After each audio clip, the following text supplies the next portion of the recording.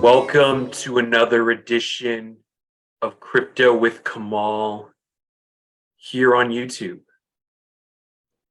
I'm here with my guest, Bryce Weiner. And before I introduce him, we're going to play a quick excerpt of his foreword to my book, DeFi for the Diaspora. Foreword by Bryce Weiner.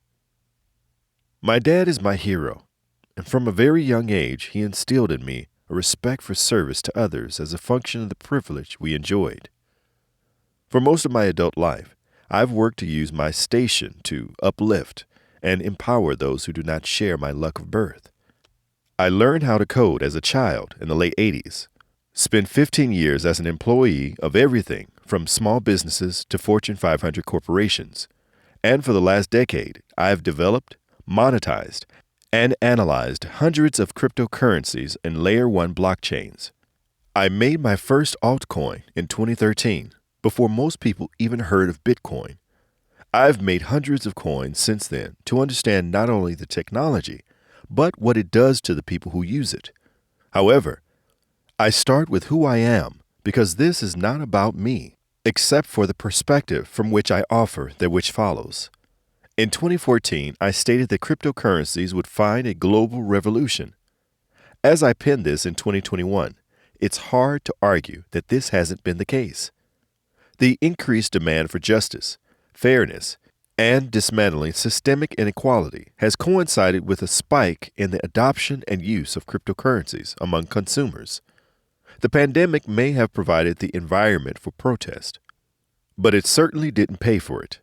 Racist oppressors would have one believe decades-old unfounded conspiracy tropes when the reality is far easier and more likely the explosion in value created by an increased Bitcoin price and the advent of decentralized finance created the retail financial freedom which provided the ability to contribute to mutual aid and therefore add meaningful energy to the demand for and manifestation of actual change.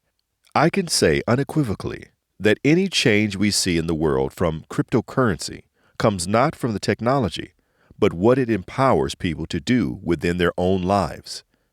The opportunity for the Black diaspora in America and around the world should be obvious.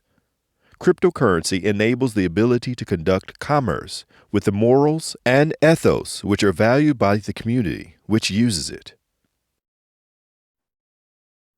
So, Bryce, what do you think about when you hear those words, your words that are in the foreword of my book?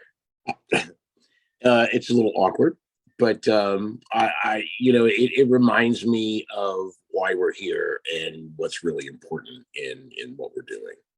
Don't know what it is about these holidays that make me wanna holler. When all year I've been flipping dollars, switching gears.